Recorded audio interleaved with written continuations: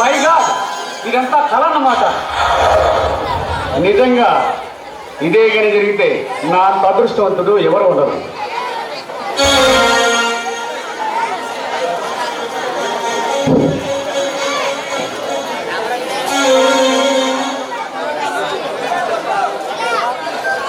బావా, ఏంటి బావా ఏదో ఆలోచిస్తున్నావు? అదృష్టానికి దురదృష్టానికి మధ్య దూరం గురించి ఆలోచిస్తున్నాను నేను. నీకే బావా, నువ్వు అదృష్టవంతుడివే. అందుకే త్వరలో ప్రజాప్రతినిధిగా ప్రమాణ స్వీకారం కూడా చేయబోతున్నావుగా. అంత తేలిగ్గా అది జరుగుతుందంటావా మీనా? జరుగుతుంది. సామ్రాట్ సాగిస్తాడు. సామ్రాట్ సమర్థత మీద అంత నమ్మకమా నీకు? అవును బావా, సామ్రాట్ ఏదైనా అనుకుంటే తప్పకుండా సాధిస్తాడు. ఎందుకంటే ఆ విజయ్ పతనమే సామ్రాట్ ధ్యేయం. సామ్రాట్ గురించి నువ్వు ఎక్కువగా ఊహిస్తున్నావేమో?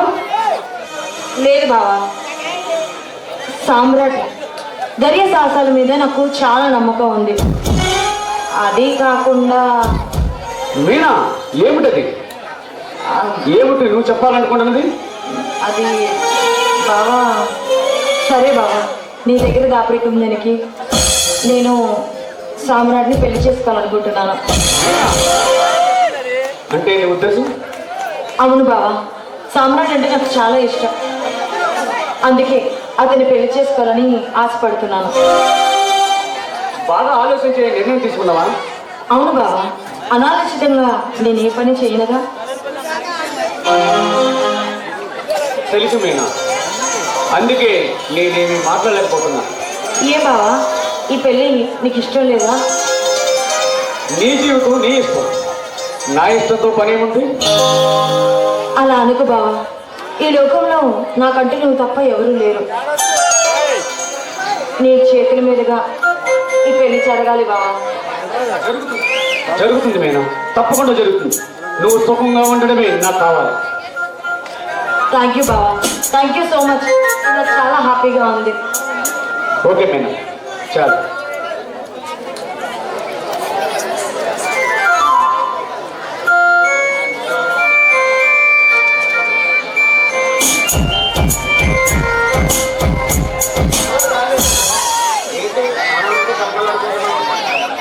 నీకోసమే నీ ఊహల లోకంలో ఆనందాలు పంచుకుంటున్నాను. ఊహల్లో అయితే నువ్వు చెప్పినట్టే వింటావు. అవును, నువ్వు మహా చిలిపేవాడివి. అందుకే నీ చూపులు నన్ను ఎక్కడెక్కడో తాకి బిక్కిరి చేస్తూ ఉంటాయి. నేనా? నాకు అసలు చిలిపితనమే తెలీదు.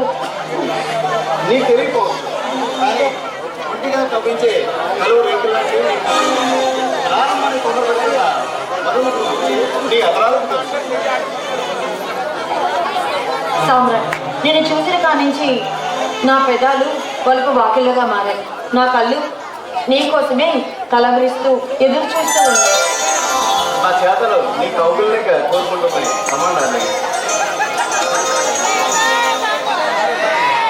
అబ్బా, ఏంటి మూడు సరసం? అందరూ చూస్తూ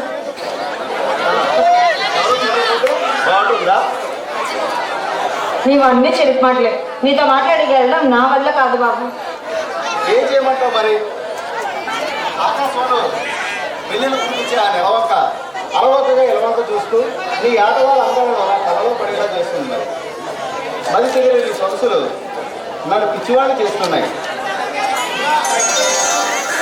వీణుల విందైనా వీణనాదంలా వినిపించే నీ మాటలు వింటుంటే నా మనసు మరో లోకంలో తేలిపోతుంది. అది ప్రణయలోకం. మనలాంటి ప్రేమికులే అక్కడ ప్రవేశం. వలుపులు పంచుకుంటూ సొగసులు నంచుకుంటూ మనం ఆనందాన్ని అనుభవించాలి. నేనే నమ్ముకున్నాను, నన్ను మోసం చేయవు కదా. అవును, ఒంటరిగా ఉన్న ఆడపిల్లను, ఆ విజయం మీద పగ పెంచుకున్న లేడి పిల్లను. అందుకే నిన్ను నమ్ముకొని నా జీవితాన్ని నీ చేతిలో పెట్టాను. అంటే నా సామర్థ్యం మీద నీకు నమ్మకం లేదా? నమ్మకం ఉంది కాబట్టి నిన్ను ప్రేమించాను.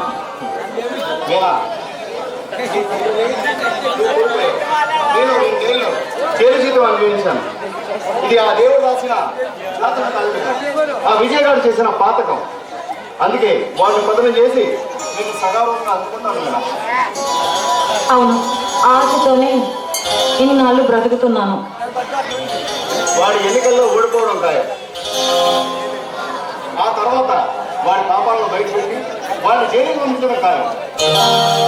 సరే, ఆ రోజు కోసం ఎదురు చూస్తూ ఉందాం. ఒక 10 మినిట్స్ వెయిట్ చేయి, నీకోసం వంట రెడీ చేస్తాను.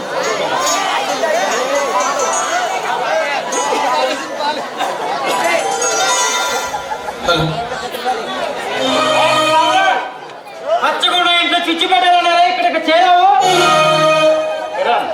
చదువుకున్నవాడు కాస్త సభ్యతగా మాట్లాడడం నేర్చుకో. సభ్యత? నీలాంటి సంఘ విగ్రహత శక్తులు సభ్యత గురించి కూడా మాట్లాడడం తెలుసా? తెలుసు కాబట్టి నేను క్షమిస్తున్నాను. ఇవి క్షమించడం నేనేం తప్పు చేయలేదు. నువ్వే నాకు కేవలం ద్రోహం చేస్తావు. నేను నీకు ద్రోహం చేశానా? మతంలో మాట్లాడుతున్నావా? ఏనాడైతే నా లతల జీవితాన్ని నాకు నాశనం చేశావు, నాకు ఆనాడే నా మతిపోయింది. నువ్వు పొరపడుతున్నావు కిరణ్. లతను పాడు చేసింది నేను కాదు, ఆ అన్యాయం చేసింది మీ అన్నయ్య. నా మా అన్నయ్య మా పెళ్లికి ఆనందంగా ఒప్పుకున్నాడు. అలా ఎందుకు చేస్తాడు? ఎందుకంటే లతకు అందమే తప్ప ఆస్తి లేదు, అందమే లేదు. అందుకే ఆమె నిన్ను మర్చిపోమని ఆమెను బెదిరించాడు. డబ్బు కూడా ఆస్తి చూపించాడు. ఆమె ససేమిరా వినలేదు. అందుకే ఆ పాపంతో ఆమెను మానవాళం చేశాడు. కట్టు కథ చాలా బాగా. అంత కర్మ నాకేం పట్టలేదు. అది నీ అమాయకత్వం కిరణ్. నా లత అందుకే నిన్ను అలా ఆడిస్తున్నాడు. ఎప్పటికన్నా నిజం తెలుసుకొని నీ అడిగే గుట్టు బయట పెట్టి న్యాయస్థానంలో నిలబడి నా లత నువ్వే తనను పాడు చేస్తావని ఎలుగెత్తాల్సింది. ఇంకంతకంటే సాక్ష్యం ఏమి కావాలి? పిచ్చివాడ, అక్కడే మీ అన్నయ్య అతి తెలివి జీవించాడు. లతను బెదిరించి ఆమెతో అలా చెప్పించాడు. ఈ జనం కూడా అదే నిజమని నమ్మారు. నువ్వు చెప్పేది నమ్మసత్యంగా లేదు. నువ్వు నా నుండి తప్పించుకోవడానికి కట్టుకొని అల్లుతున్నావు.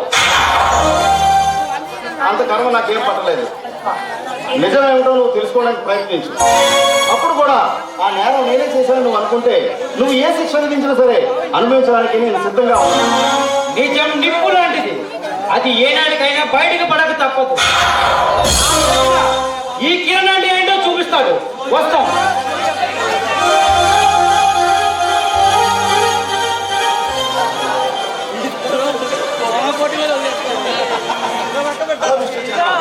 నీకోసం ఎదురు చూస్తున్నాను. నేను నీకోసమే ఎదుగుతున్నాను. బ్రతకడం లేనికి నేను వచ్చి నిన్ను కలుస్తానని చెప్పాను కదా. అనవసరంగా నన్ను ఎన్నికల రంపులోకి దింపో. ఏం చేయాలో తెలియక అల్లడిపోతున్నా.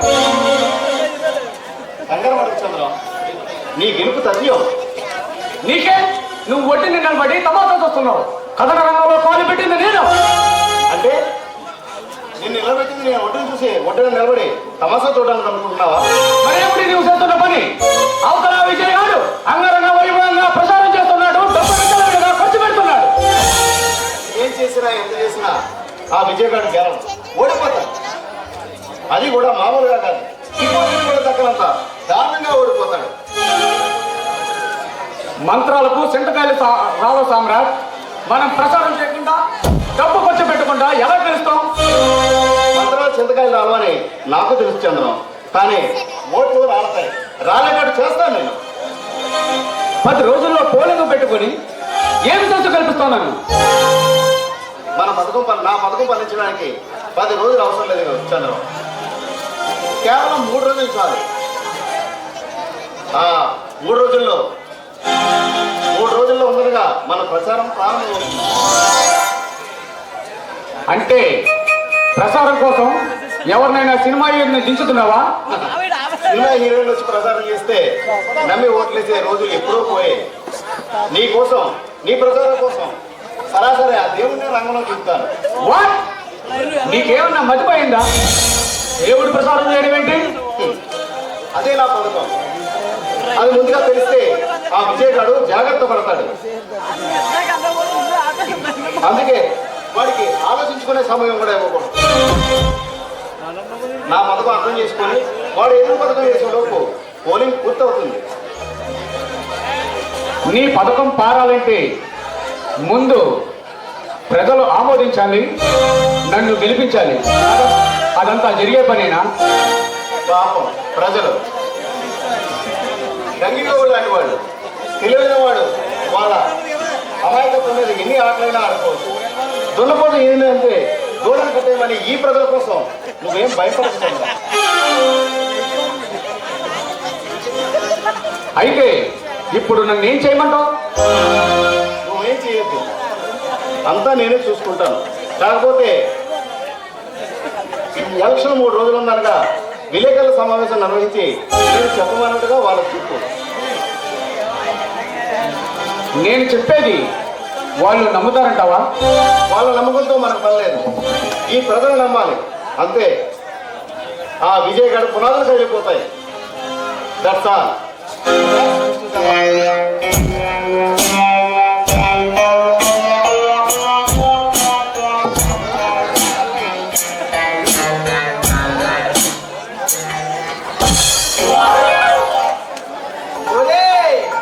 ఎంత ఎదిగినా కనబడలేదురా. అవునరా, నేను ఎంత వెతికినా కనిపించడం లేదురా. ఎంతకే నువ్వే ఎదుగుతున్నారా? నువ్వెవరిని ఎదుగుతున్నావు నాయన? అసలే సంక్రాంతి పండుగ కదా. అవును, జనాలు తీర్థానికి జనాలు ఎక్కువ మంది వచ్చేసారు కదా. అందులో నా 2వ సెటప్ ఎక్కడుందా అని నేను అంతేరా.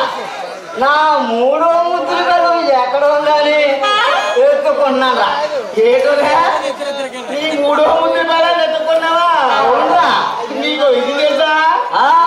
ఎందాక నీ 3వ ముద్దులు పేరు ఐస్ క్రీమ్ అంటే పోయిండు. 3వ ముద్దులు పేరు అంటే ఎవరనుకుంటున్నారా నువ్వు? అది మహా మహా సతీ అనసూయరా. అవునా? సంగతి పక్కన పెట్టుకోలేదా? నీ సెకండ్ అవగాహన లేకపోయినా చూసుకోరా. అంత మాట్లాడుతురా. నా 2వ ముద్దుల పేరు సతీ సావిత్రి రా. మొన్న ఏం జరిగిందో తెలుసా? నా కాలుకి ముళ్ళు కుట్టుకుంటే నేను చచ్చిపోయానేమో అనుకోని ఏ రోజు యుద్ధం చేసి 8 రోజులు నా దగ్గరకు వచ్చేసి ఏ రోజులు అక్కడ ఏం చేసినా తెలియలేదు పిచ్చినయ్యాలి. ఏటా అంటున్నా? అబ్బాయి ఏం లేదా. నా 3వ ముద్దుల కూడా అంతేరా. నేను ఎన్ని ఎలాగాసాలు వేసినా నువ్వే నా దైవం అంటూ నాకు పాద పూజ చేస్తుందా రోజు. అవును రోయ్, మొన్న సచివాలయానికి చిన్న పని ఉండి సచివాలయానికి వెళ్తే సచివాలయంలోకి మీ ఇంట్లోంచి కిందలో తప్పలాలో సౌండ్ వస్తుంటే నాకు అప్పుడే అర్థమైంది రోయ్. పాద పూజ చేస్తుందో పూజ చేస్తుందో. అలా ఆడవాళ్ళ చేతిలో కలిసి నువ్వురా. ఓరా కుయ్యా, మా ఆవుడికి మొత్తం కొడుతుందే తప్ప కన్ను తన్నే అలవాటు లేదా. మా ఆవిడ అంతే లేవోయ్. 3 వచ్చినప్పుడలా ఏంటి 3 వచ్చినప్పుడలా 2 ముట్టుగా చెప్తున్నావు కానీ అస్సలు పడదా. అందుకే కావాలి ఎవరికి మొన్న నక్కపల్లి గవర్నమెంట్ హాస్పిటల్కి వెళ్ళి కసా కసా కసామని చేపలంతో 4 కుట్లు పొడిపించుకున్నాడు. ఏమి అనలేదా? మొన్న మన సెంటర్లోకి మంచి జంబలకి బొమ్మ చూసారని చెప్తారా? నేను చూసాను లేబోయ్. అది మంచి పొగల మీద ఒంగోలు గీతలుగా మిడిసి పడుతుందా. అమ్మ బాబోయ్, దాన్ని చూడగానే నాకైతే నా స్వామి రంగా నా టాపులు వేసిపోయిందనుకో. నాకు అంతగానే ఎక్కువ అయిపోయింది లేబోయ్. అందుకే దానికి ఎలాగైనా సీనియర్ని సోకి చచ్చిపోతారా.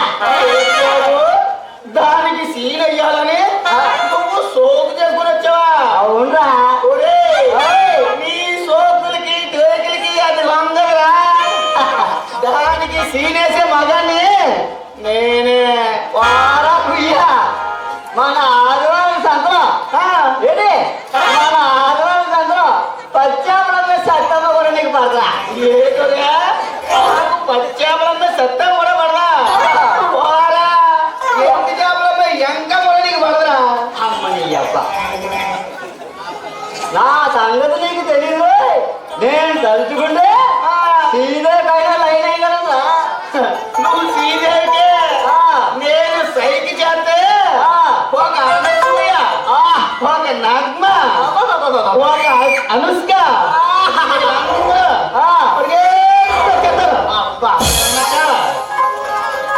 అవును రే, మనం వచ్చి ఇంతసేపు అవుతుంది కదా, ఒక్కరూ కనిపించలేదు. రే అయితే ఎందుకని రే ఇక్కడ ఉన్న సామాన్లన్నీ ఎత్తుకుపోతావేట్రా? నేను ఈ రోజు నుంచి దొంగతనాలు చేయని నా 3వ ముద్దుల పేరు అత్తమే పెట్టే చెప్పేదా. అందుకేనేట్రా నువ్వు ప్రమాణం చేసిన 10 రోజులే బయట లేదంట. నాకు తెలుసులేవు, నువ్వు చేసే వల్ల తెలియదనుకున్నావేట్రా. నువ్వు ఈ మధ్య ఆడోళ్ళ పట్ల కాదేస్తావు కదరా. అమ్మని అమ్మ, నేనేదో సీక్రెట్ గా చేసుకుంటే ఈ ఎలాగ ఎలా చేసిందంట అంటే నేను ఏం చేశాను అన్నమాట. బస్ స్టాండ్ దగ్గర నువ్వు ఒక ఆంటీ భర్త కాదేసావు కదా, అప్పుడు ఆంటీ నిన్ను పట్టుకొని చాలా బాగా తినేస్తాడు. అప్పుడు నువ్వేనా ఒరే, ఆంటీ నన్ను తిట్టింది పరస కొట్టేసాను కాదురా. నేను వెళ్ళి ఇలా పట్టుకోబోతికి పరస కోసం అంటా దొంగ సచ్చినోడా, ఇంకా దేనికైనా చెయ్యేసేవేమో అని సరదాగా రెండు తిట్టింది అంతే. అంతేరా.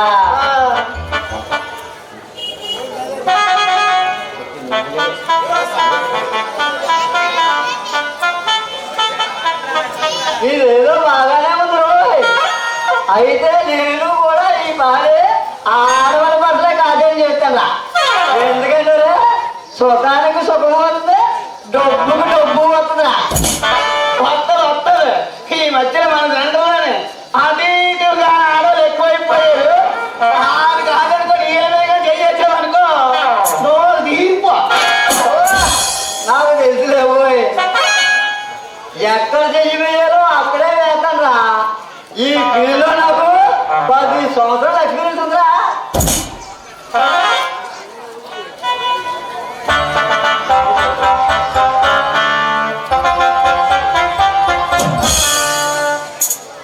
ఎవర్రా మీరు? దొంగ కోళ్ళు పట్టే వాళ్ళు ఉన్నారు. దొంగ కోళ్ళు పట్టుకునే కాదు బాబు, మంచి కోళ్ళు ఉంటాయేమో అని వచ్చాము.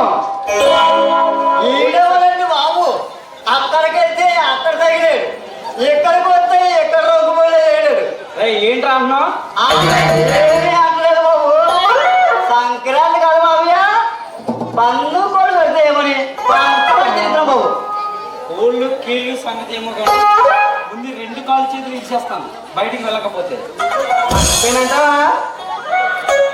బయటికి వెళ్దాం మంచిదంటావా? అంతేనంటావా? అలా అయితే బయటకు పోదాం. రారా బాబు, ఇంకా కాసేపు ఉంటే కీళ్ళు కాళ్ళు ఇరిచేసిలా ఉన్నాడు.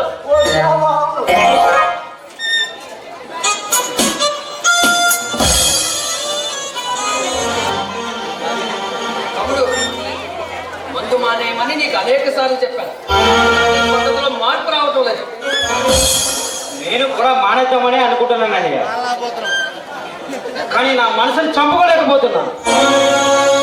కిరణ్, పోయిన వాళ్ళతోని మనము పోలేము. ఆ సంగతి నీకు బాగా తెలుసు. కష్టాన్ని మర్చిపోయి హాయిగా సుఖంగా ఉంది. సుఖము ఆనందము అన్నీ నా లతతోనే కాలిపోయిపోయాయి. ఇప్పుడు ఈ బ్రతుకి మిగిలింది ఆవేదన తప్ప మరొకటి ఏమీ లేదు. ఈ ప్రపంచంలో లత ఒక్కరితే ఆడదు కాదురా, అంతకు మించిన అందగత్తెలు అనేక మంది ఉన్నారు. మనసుకి ఆనందాన్ని ఇచ్చేది అందం ఒకటే కాదని అనురాగం కూడా కావాలి. మన యోగం బాగుంటే అనురాగం అదే దక్కుతుంది. అంగడ బొమ్మల దగ్గర అనురాగాన్ని కొనుక్కునే ఇంకా దానికి దిగజారిపోలేదని నేను. అంతకన్నా నీకెందుకురా? నువ్వు అనలే కానీ లక్షలకు లక్షలు కట్నం ఇచ్చి కన్యాదానం చేయడానికి అనేక మంది ఆశపడుతున్నారు. లక్షల కట్నం ఇవ్వలేదేనా? నా లతను నాకు కాకుండా చేసావు నువ్వు. ఏం దూరం చేయడం ఏంట్రా? నీకేమైనా మతిపోయిందా? ఇంకా ఎన్నాలని మబ్బు పెడతావని నన్ను?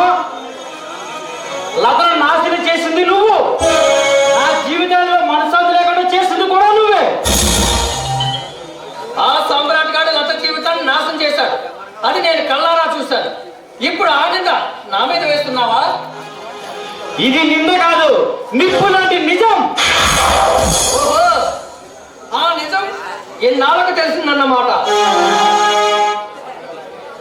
తెలిసింది కాబట్టి నువ్వంటే నాకు అసహ్యం వస్తుంది.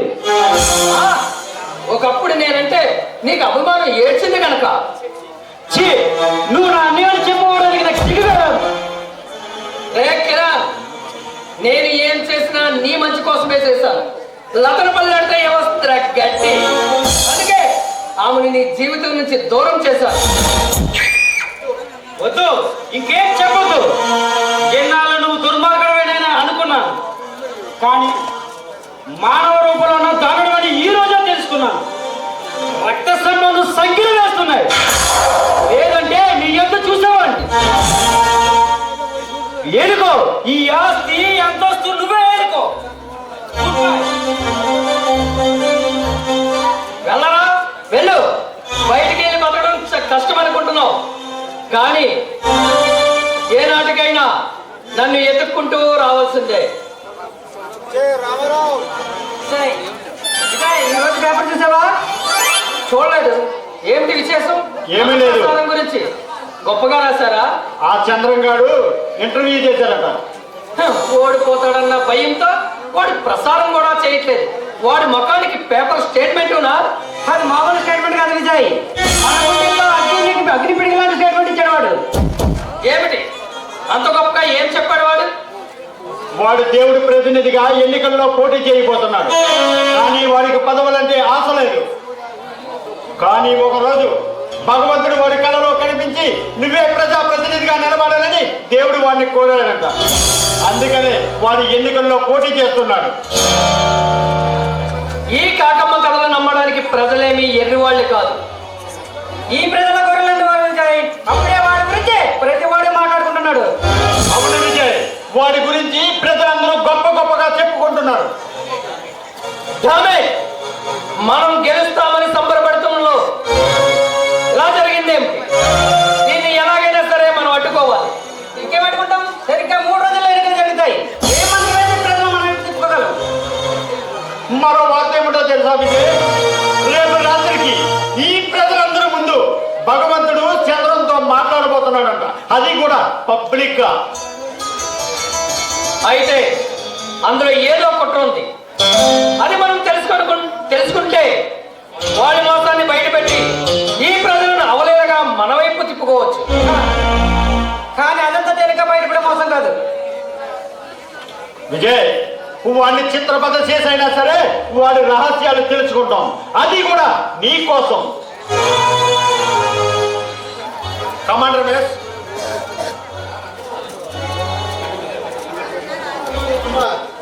ఎలా ఎలా ఉంది నా దెబ్బ? పాపం నీకు కాళ్ళు చేతులు ఆడడం లేదనుకుంటాను. ఎలాగైనా సరే నీ ఎత్తును చిత్తు చేస్తాను రా. నేను వేసింది అంత తేలిక కదరా.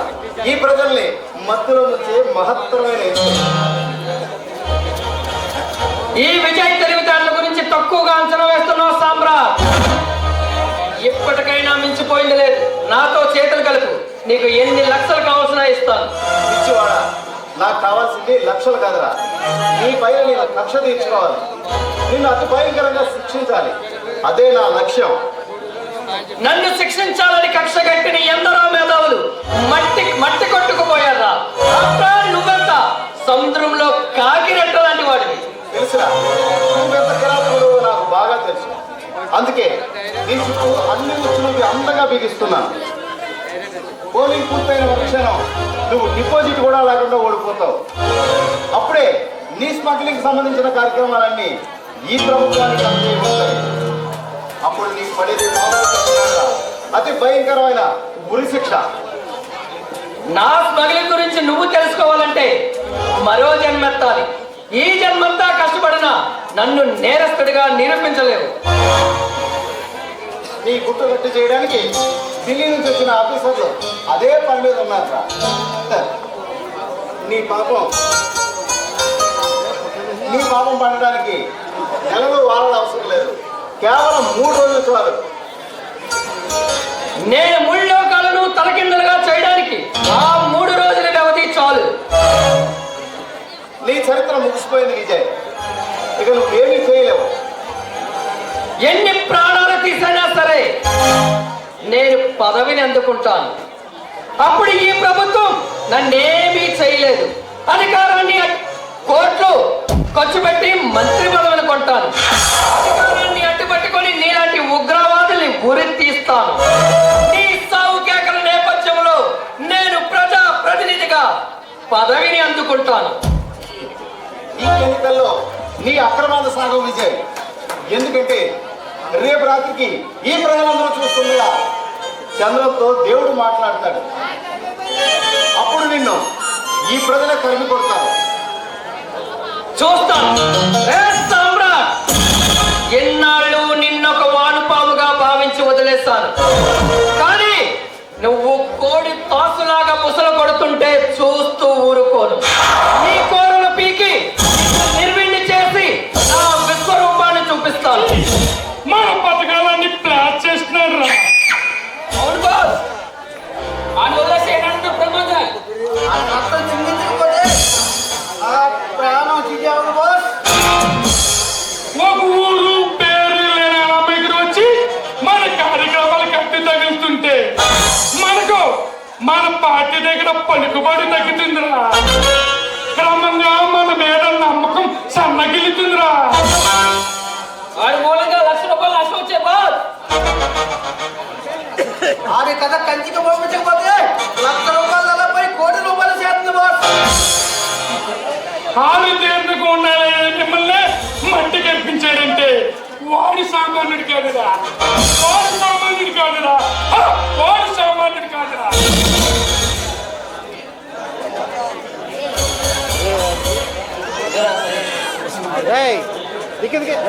మీరు చెప్పిన చిన్నిస్తాను ఎవరికి పంపించాం బాస్. సభాసుల డాకు మంచి శుభవార్త చెప్పారా. ఆ ఐకాన్ పార్టీకి 10 లక్షల బంగారం పంపించా. ఆ డబ్బు కూడా ఆ స్థావరానికి తీసుకొచ్చాను బాస్. చూశాను రా దేవా. రే దేవా, మీ ఇద్దరు నాకు 2 కళ్ళు లాంటి వారురా. అందుకే మీరంటే నాకు ప్రత్యేకమైన అభిమానం రా. కానీ అభిమానం నమ్మకంలో బాస్. ఆ సామ్రాట్ కూడా చేసే దెబ్బలు తిని మీ కలయికలు తీసుకొచ్చాం బాస్. బాధపడకండిరా. ప్రమాదాలు నిండిన మన ప్రయాణంలో అప్పుడప్పుడు ఇలాంటి ఎదురు దెబ్బలు తగిలితూనే ఉంటాయి. ఇలాంటప్పుడే మనం జాగ్రత్తగా ఉండాలిరా. మళ్ళీ అలాంటి జరగకుండా జాగ్రత్త పడాలిరా. ఇప్పుడు జరిగిన అమ్మాయి మనం చాలు బాస్. ఇలాంటి మంది అమ్మాయి జరిగితే ఆ ప్రాణం తెగించానా పోరాడతాం బాస్. సంపు సాగు లేదా అదే మా సిద్ధాంతం పెట్టుకొని ఇక్కడ నుండి ఎంతమంది అడ్డొచ్చినా వాళ్ళ ప్రాణాలు తీసుకొస్తాం బాస్. సమాన్ ఇప్పుడు నిజంగా నా శిష్యులు అనిపించారు. ఇక జరిగింది మర్చిపోండి. జరగబోయే దాని గురించి ఆలోచించండి.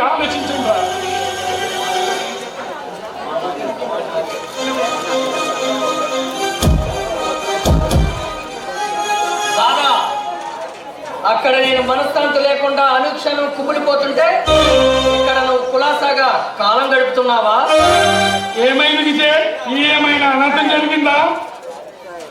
అది మా ఊరి అర్థం కాదు కదా దాదా. మన పునాదులు కదా పోయే అర్థం జరిగింది. గోవిందరా, ఆ చంద్రంగాడు ప్రజల్ని భక్తి ముక్తితో ముంచి ఓట్లన్నీ అడుక్కుంటున్నాడు.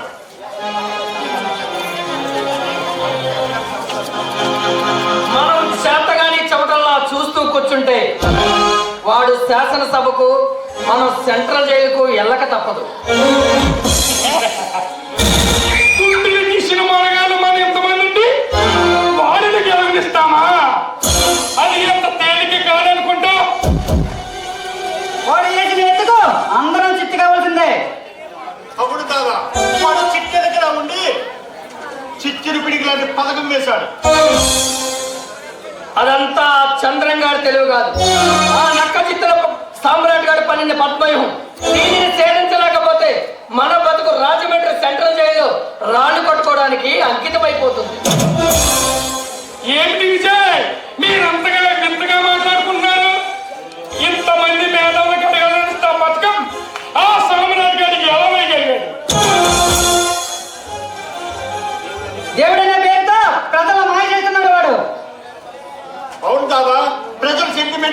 దెబ్బ కొట్టాడు. అందుకే ప్రజలందరూ కలిసి వాడి పక్షాన చేరుతున్నారు. రేపు రాత్రికి వాడితో దేవుడు ప్రత్యక్షంగా మాట్లాడతాడట. అది ఈ ప్రజలందరూ చూస్తుండగా పాపం ప్రజలు నిజంగా వెర్రి గురులని మరోసారి నిరూపిస్తున్నాడు అన్నమాట. అయినా దేవుడితో మాట్లాడడం సాధ్యమేలా? సాధ్యమేనన్నాడా సామ్రాట్ గారు? అది పోతుందని మనకి తెలుసు. అది ఎలా చేస్తున్నాడో మనకి తెలియట్లేదు. దానికి ఒకటే మార్గం ఉంది. ఆ తీరు సృష్టి చేయడం వాడు రేపు రాత్రికి, మనం ఈ రోజు రాత్రికే రంగంలోకి దిగాలి. ఆ చంద్రంగాన్ని లేపెడితే తీర వెరగబడుతుంది. పొరపాటు దాదా, అప్పుడు ఆ నేరం మన విజయం మీదకే వస్తుంది. మొదటికే మోసం వస్తుంది. ఆ చంద్రంగాన్ని బంధించాలి.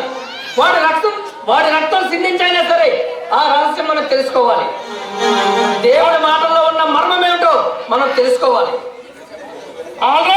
ఇక చెప్పండి విజయ్, నాకు దీన్ని పూర్తిగా అర్థమైంది. రే దాకుదావా, నేను చెప్పేది జాగ్రత్తగా వినండిరా. మీరు వెళ్ళి ఆ చంద్రగారిని ఎవరికి అనుమానం లేకుండా బంధించి తీసుకురండిరా. ఆ సామ్రాట్ గారు అర్థం వస్తే లేకపోరాయండి. రమేష్,